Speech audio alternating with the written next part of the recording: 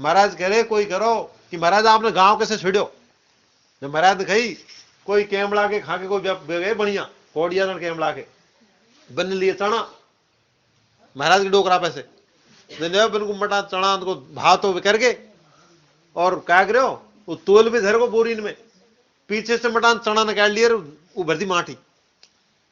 महाराज करो मैं डोकरा ने माटी भर दी जो है 10-20 किलो चना निकाल और 10-20 किलो माटी मैंने बोरी में भर दी। वजन धोगे सार बोरी तोले जब ले भी आए जब मैंने खेती वो सेठ मेरे डोकरा माटी भर दी बोरी में साड़ा यो ज्ञानी जो है और कुल्ले चढ़ा छोड़ को जिन्हें मटान मुझ लड़े तो लड़े जब मैं छोड़ को करे ऐसे निकले ना करते घर के निकाल दिए मटान नहीं तो बेकार है। तो बाकी बात है सच्चाई, तो वो सच्चाई नहीं बोलता तो उसको ज्ञान प्राप्त कौन होता। डोकरा की बात मानता हूँ वो चोरी करता हूँ तो हमारा बाप कौन है जो हमको सच्चा रास्ता दिखाता है। बाप वही है जो हमको साफ मैदान में ले जाता है और कुछ ऐसे पाप के बाप होते हैं जो नरक में ले जाते हैं। तो बाप का अर्थ समझा, बाप गुरु है हमारा, सबका बाप एक ही है। परमात्मा ही जैसे मनु प्रेम मिले, कोई निरंकार में ऐसे मत देखो अपन यो देख ले नहीं हे जो करेगा हाथ ऊपर के जो ऊपर का तेरा बाप है ऊपर देखो हेरा दे कौन दिख रहा है ऊपर गले ऊपर करे ना हाथ ए भगवान बचाए जो। तो ये ऊपर वाले का मतलब ये जो बुद्धिमान प्राणी होते हैं ना ऊपर ये है, शरीर नीचे रह गया और गुरु यहाँ ऊपर रहते हैं, भगवान यहाँ रहते हैं।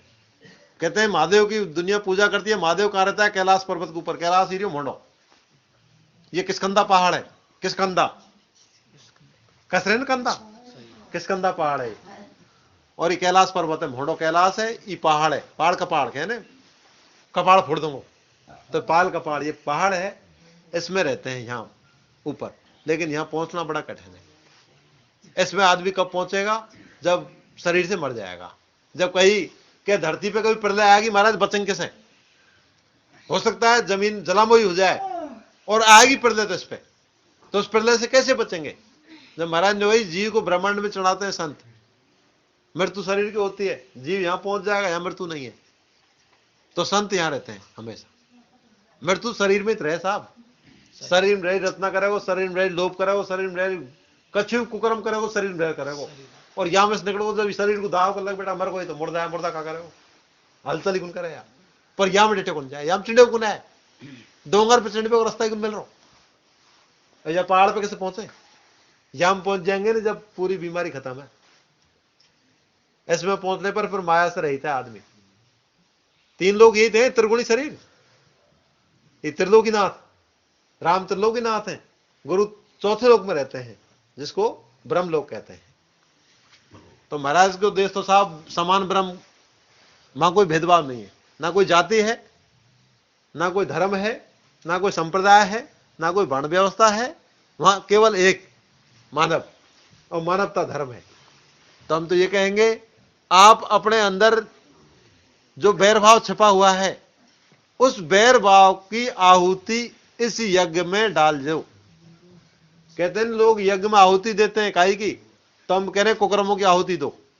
हर पूर्णिमा पे आओ तो आप ये मान लो भाई ये वो समंदर है जिसमें हमारे पापन ने हम यहां छोड़ के जाएंगे। तो पाप क्या है, बैर है जो पाप है, झूठ है जो पाप है, मान बढ़ाई करते हैं, नशेबाजी करते हैं, गुंडागिर्दी करते हैं, सट्टेबाजी करते हैं और कुछ कुकर्म करते हैं, वो सारे पाप के काम है। इंसान कोई दिक्कत नहीं है, गलती कर लेता है, लेकिन जो गलती करने के बाद गलती स्वीकार कर लेता है उसकी गलती माफ हो जाती है। आपने जीवन में कितने भी पाप किए कोई दिक्कत नहीं, बहुत से योग कर लेना, अरे हमारा उद्धार कैसे होगा, हमने भारे पाप करें ना, कोई दिक्कत नहीं है। जिसने गलती जिस दिन स्वीकार कर ली उस दिन पाप कट गए पूरे। आपने चाहे भले आज तक बेजा पाप करें, लेकिन एक बार सच्चे मन से आपने उस गलती को स्वीकार कर लिया, पश्चाताप कर लिया, आपकी गलती माफ है। और जब तक गलती आप स्वीकार नहीं करोगे आपकी गलती माफ होने वाली नहीं है। गुरु से चाहे लाख मिन्नत करो नहीं, खुद प्रायश्चित करो। उसका प्रायश्चित का मतलब ये कि भाई मुझसे आज तक गलती हुई है मालिक, आज के बाद ये गलती मैं नहीं करूंगा, चाहे कुछ भी हो। तो अपन सभी जितने बैठने वाले हैं ना, सभी 100 परिवर्तन ले आएंगे तो ये लट्टू ईश्वर जोड़ोगे फक्काट 4 दिशाओं में लड़ हो जाओ कि बैर भाव तो करना ही नहीं है, लड़ाई झगड़ा तो करना ही नहीं है, कोई चाहे कुछ भी करे, बस यो दे लेते जते दे ले और कुछ कर ले, हाथ यूं ही रखो बस, ऐसे करके तो देखो आप। अरे साहब इसको मरा हुआ कहते हैं। गांव में हमने ऐसे ऐसे आदमी सिर्फ देखे जिनके बच्चा बच्ची उनको नहीं संभालते हैं, रिश्तेदार नहीं आते मिलने के लिए, लेकिन मर जाए ना जब सब दौड़े हाथ धरू, उसी के मर जाने के बाद में पूरा गांव मरटीन में इकट्ठा हो जाए, और रिश्तेदार भी आ रहे 3-3 दिन तक पीछे करें। तीसरो जो खे ना आप भर भर गाड़ी में हारे रे कितने गए हो रे, पर कब मेरे पीछे जीते इसको संपर्क। तो जे सुख पाओ जी को तो जीते जी मर जाए, जीते जी मरना ये कुकर्मों से मरना, शरीर तो यही रहेगा लेकिन कुरीतियों से तो मरे आदमी कर सके जी। आपका कोई काम रुकेगा नहीं, हमारी गारंटी है। इस तरीके से आप कहीं चले जाओ, समर्पण भाव से, अंदर से मन से समर्पण कर दो, काम रुकने का कोई प्रश्न ही नहीं है साहब। लेकिन मर नहीं पा रहे आप, जिंदे अभी से, जिंदे बढ़ गए जिंद भूतन के दाव। हाँ मरना पड़ेगा साहब ही, तो खेल मरे इनको, जीत इनके बस की बात को नहीं। या कोई तुच्छ बात मत समझना, हम कहते हैं जिनको दुनिया भगवान मानती है, आसाराम रामपाल बैकुंठ से क्या जगह, जो अपने आप को ऐसा मानते हैं सुपर कि भाई ये तो बिल्कुल वो भी नहीं टिक सके इस जगह पर, टिक वो नेक काम नहीं है। अपन इस समय बात तो कर देते हैं मुख से आराम से, लेकिन उसका पालन करना बहुत कठिन है। छोटी सी बात, छोटे से स्वार्थ की खातिर झूठ बोल देते हैं। थोड़ा सा हमारा जहां मतलब न करने का होता है ना, वहीं झूठ बोल देंगे अपन। नहीं, बिल्कुल सत्य बात कहनी, चाहे कुछ भी हो जाए। सत्य जो राम है, सत्य जो गुरु है, सतगुरु सतगुरु सतगुरु सतराम सतराम, तो सत्य को खेल पूरा। फिर सत्य चीज क्या है? सत्य प्रेम है। बैर झूठ है, तो झूठ का त्याग करो, बैर भाव को छोड़ो मेरे भाई, जैसे निर्भय हो जाए। और निर्भय देश गुरु को, जहां कोई भय नहीं। आप उस जगह पर जब बिल्कुल अटल हो जाओगे, तो महाराज ने कही, मैंने पढ़ा है तिलंग स्वामी नाम का तो संत था, तो केवल सच्चाई के रास्ते पे, उसको किसी से कोई लड़ना नहीं, सबसे समानता का प्यार।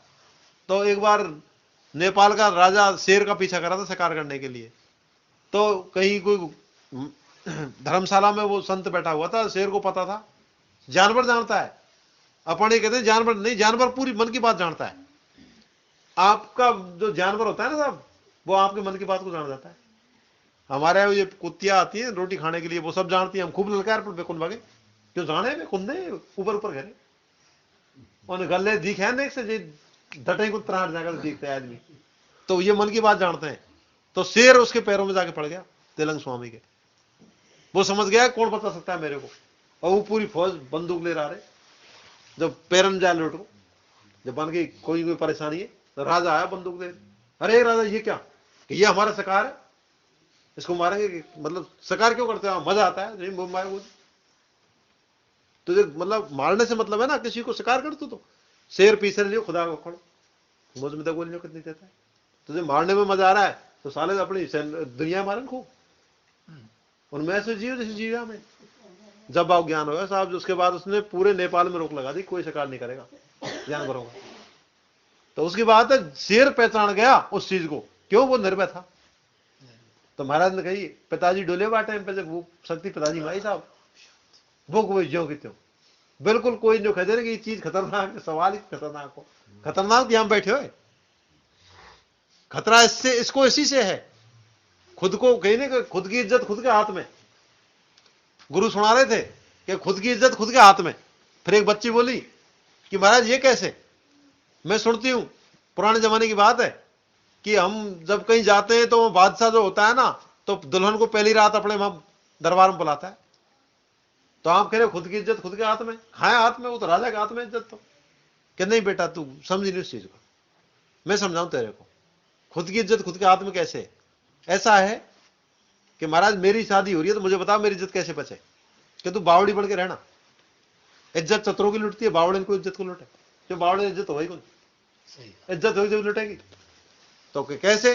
कि श्रृंगार मत करना, सादा कपड़े पहनना। आपड़ी बात आ रही है यहाँ पर, श्रृंगार फिंगार ध्यान देने की बात है। गुरु से मिलवा चालो री तुम सूरज श्रृंगार हो, जो को भाई गुरु से मिलवा चालो तुम सोनो चांदी को श्रृंगार करो री, सूरज को श्रृंगार कही साहब है। तो उठा के जो भाई तू तो ऐसे करना, बिल्कुल फटे पुराने कपड़े पहनना, कोई श्रृंगार नहीं करने का, बाल बाल पे खेल लेना, और बुलाया तो खूब जाए दरबार में, और गीत गाए खूब आराम से, और उसको पिताजी कह के बोलना। तो साहब वही हाल हुआ, लाडी की ड्रेस तो छोड़ी और दूसरे कपड़े चेंज करे, कोई आभूषण नहीं, और पुराने फटे कपड़े, बाढ़ बिखर रहे, और भजन गाती गाती गई रहो, पिताजी बोलो कैसे याद किया, अरे इस पागल को भगा, वापस खा ले आए इसको, बावड़ी को। तो बावड़ी बन के इज्जत बच सकती है, चतुर बनोगे तो इज्जत लुटेगी।